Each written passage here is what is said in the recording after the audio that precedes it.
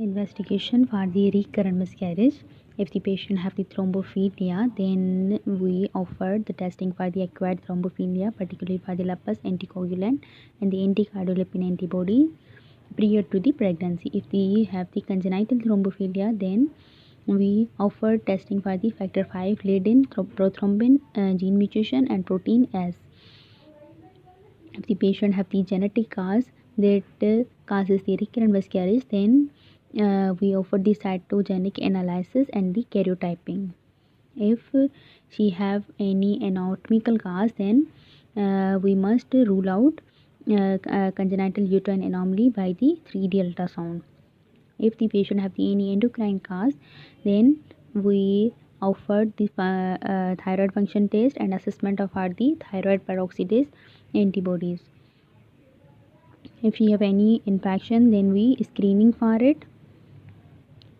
If the patient have the immune cause for the miscarriage, then we routinely offered immunological screening for the HLA, cytokine and the natural killer cell. For the malfactor, we offered sperm DNA testing. What are the treatment options?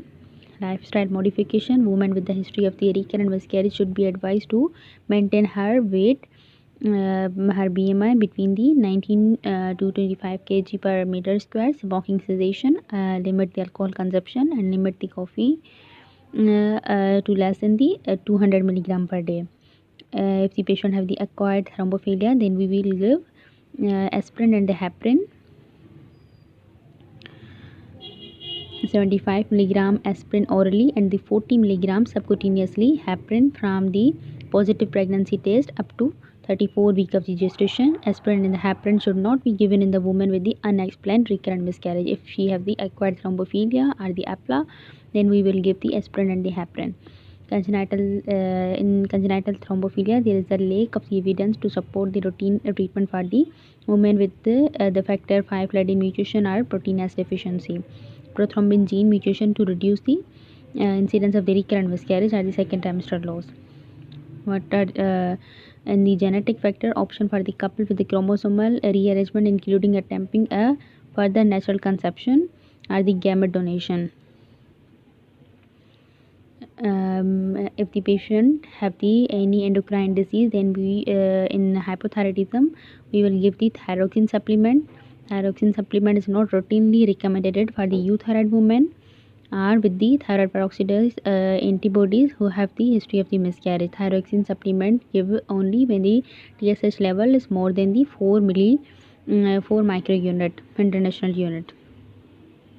Regular thyroid stimulating hormone measurement from the 7 to 9 week of gestation is recommended in the patient with the thyroid peroxidase antibodies or subclinical hyperthyroidism. Progesterone should be given in the patient with the history of the recurrent miscarriage or patient present with the bleeding in early pregnancy. We will give the 400 milligram vaginal progesterone twice a daily at the time of the bleeding until 16 week of gestation. In case of the congenital uterine anomaly, the resection of the uterine septum should be considered for the woman with the recurrent first or the second trimester miscarriage. In acquired uterine anomaly, there is a lack of the evidence to guide the management of acquired uterine anomaly associated with the recurrent miscarriage. Counseling and the choice of the expectant versus surgical option to be individualized. In immune factor, the immune therapy, the paternal cell immunization and the third party donor leukocyte and the trophoblast member IV immunoglobulin are not recommended in immune factor. If the malfactor is the cause for the recurrent miscarriage, then there is a no recommended treatment for the malfactor. We only advise to modify their lifestyle to stop smoking and the alcohol cessation. If the patient present with the unexplained recurrent miscarriage should be offered the supportive care.